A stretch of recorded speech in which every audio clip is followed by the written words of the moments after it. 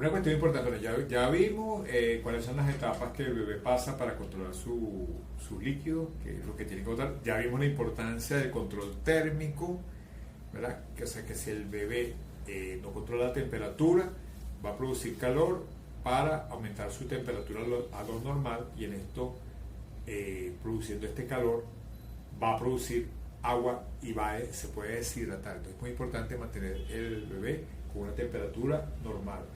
Y entonces ahora vamos a ver cómo evaluamos el estado de hidratación del recién nacido para poder saber qué cantidad de líquido vamos a utilizar diariamente. Bueno, para ello puse este esquema donde vemos en forma general cómo ocurre el metabolismo del bebé, ¿ok? Y esto es importante para relacionarlo con el estado de hidratación. Entonces tenemos en primer lugar el pulmón, que ya sabemos que produce la hematosis, donde se intercambia, el organismo trae el oxígeno de afuera y lo intercambia con CO2, y este oxígeno debe ser expulsado por el corazón, ¿verdad? A través de la sangre, a través de la aorta, que debe llevar una cantidad determinada de hemoglobina normal para llevar esa sangre con oxígeno hasta las células que tenemos acá abajo, ¿verdad? Hasta las células, o sea, que lleva toda esa sangre hasta las células, y también debe llevar glucosa, que es lo que permite alimentar esa célula, ¿ok? Entonces ese oxígeno, como vemos acá, sale a la célula, ¿verdad? Y entonces viene la glucosa, que va a hacer lo que se llama la glicólisis aerobia con producción de ATP, 38 ATP y CO2, ¿ok?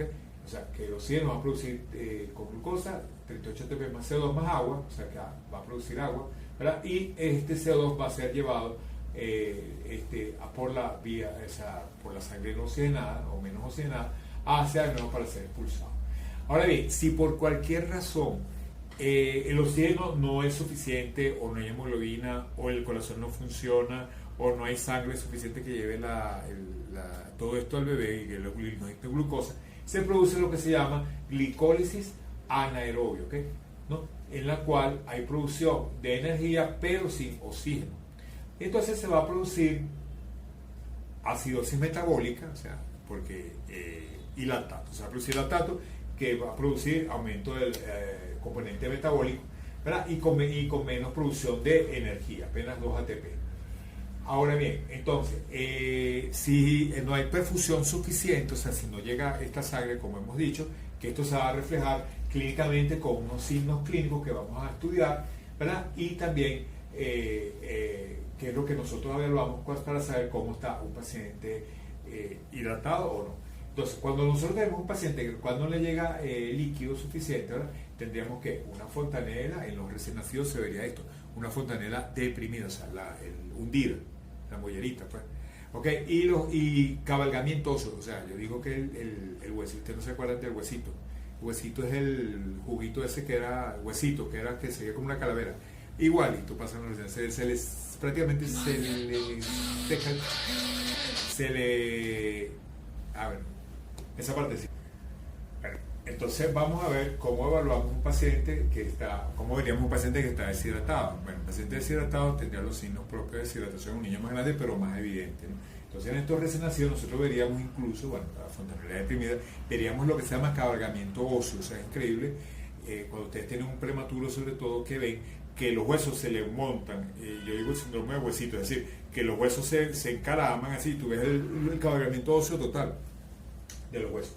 La saliva se ve escasa, pliegue predispositivo, aumento de la frecuencia cardíaca, vamos a ver la hipotensión, es decir, la presión baja, que depende en sí de la edad gestacional, palidez, los signos de llenado capilar y todo, de cómo está la perfusión disminuido, ¿verdad? Frialdad periférica y diuresis disminuida y balance hídrico negativo. Ahora bien, los signos más bien cuando hay sobrehidratación, tendríamos edema, ¿ok?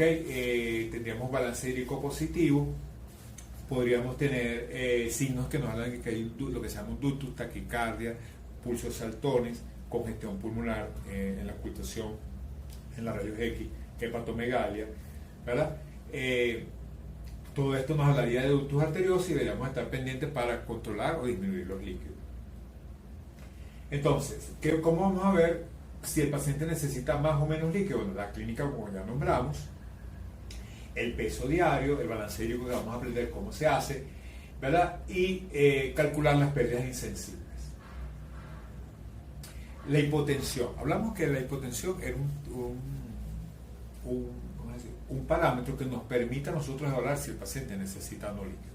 En cuanto a la hipotensión, se habla que debe ser similar a la edad gestacional. O sea, si el bebé tiene 25 semanas, más o menos, al nacer debe tener 25 semanas de presión media. Si tiene 30, debe tener 30.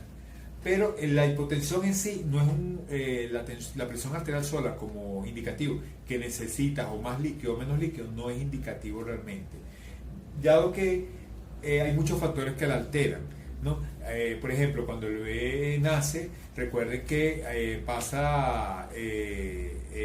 bebé nace y está en la barriguita con circulación de tipo fetal, con baja resistencia, y cuando nace pasa a ser prácticamente una persona como nosotros. Es decir, que la resistencia depende del signo de la placenta, que es muy grandota, pues tiene baja resistencia. Acá la resistencia depende en sí del sistema periférico, entonces la poscarga es mayor, entonces la presión realmente puede ser afectada por este aumento de la poscarga o asfixia o la presencia de un ductus arterioso, o ¿verdad?, que hace que el ductus arterioso se produce lo que se llama el robo de la sangre. Es decir, recuerden que la sangre pasa por el ductus de la aorta a la pulmonar.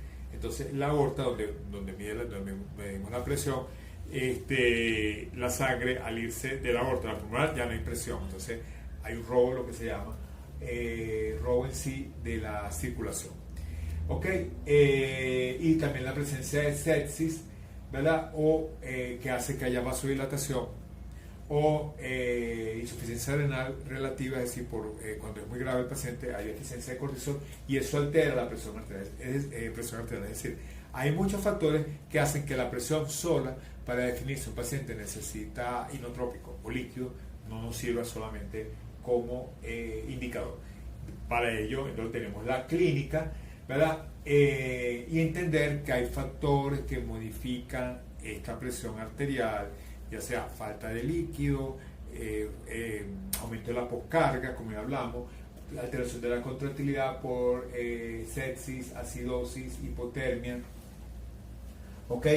Y entonces, debemos evaluar la parte clínica, cómo está el llenado, la parte de la perfusión, el ecocardiograma, y en base a eso y a lo que se llama la ecocardiografía funcional, ¿verdad?, vemos cómo está el paciente. O sea, esto se hace en base a determinar la cantidad, el flujo a nivel de la vena cava superior, que nos indicaría en sí un modo directo cómo está el retorno del cerebro, y cuando tiene un valor por debajo, un valor que tiene esta vena cava superior, esto nos indicaría realmente que el paciente necesita líquidos o inotrópicos. Vamos a hablar ahora de las pérdidas insensibles, ¿ok? Ya hablamos, ¿verdad?, que el prematuro tiene más agua, ¿no? ¿Se acuerdan? Tiene más agua corporal total. Y también el prematuro tiene lo que se llama, recuerden que el prematuro tiene piel gelatinosa, o sea, prácticamente no tiene estrato córneo, o sea, es como una gelatina. Entonces por ahí bota toda el agua. Y esta cantidad de agua puede llegar a ser hasta, imagínense, un recién nacido en una incubadora con humedad puede llegar a perder 100 cc por kilo, es decir, prácticamente su volemia, o sea, toda la sangre la pierde solamente cuando lo dejamos en una mesa de calor radiante. Por eso el bebé, mientras más pequeño, debemos meterlo rápidamente a una incubadora con todas estas características que hemos nombrado, o sea, que tenga doble pared, que tenga humedad y que tenga la posibilidad de controlar en forma adecuada la temperatura. A medida que la edad personal va aumentando, fíjense que va disminuyendo la cantidad acá, aquí es 130, después va acá a 75, 60 y va bajando hasta ser recién nacido, a término que ya tenemos la cantidad, ¿ok?, desde 130 cc por kilo, de 25 a 27 semanas, 28 a 30 semanas 40, y más de 31, 112 cc por kilo. Que aumenta las pérdidas insensibles, Bueno, la experiencia civil aumenta sobre todo el uso de calor radiante, o sea, la lámpara de calor radiante que puede aumentar hasta un 50%, la fototerapia un 20 hasta un 30%, ok, son las cuestiones más importantes, y la disminuye, bueno, la hemos dicho, el uso de la humedad, el uso de la incubadora, ¿verdad? Y el uso del plástico alrededor del bebé para evitar que el agua salga, ¿ok? Bueno, fíjense, acá tenemos un prematuro, fíjense que prácticamente no tiene piel, fíjense como la piel es brillante, eso no tiene piel, y por ahí se bota todo el agua, ¿ok? Como hemos dicho, fíjate que volverlo así en plástico. No se asfixia porque le damos la cabecita destapada.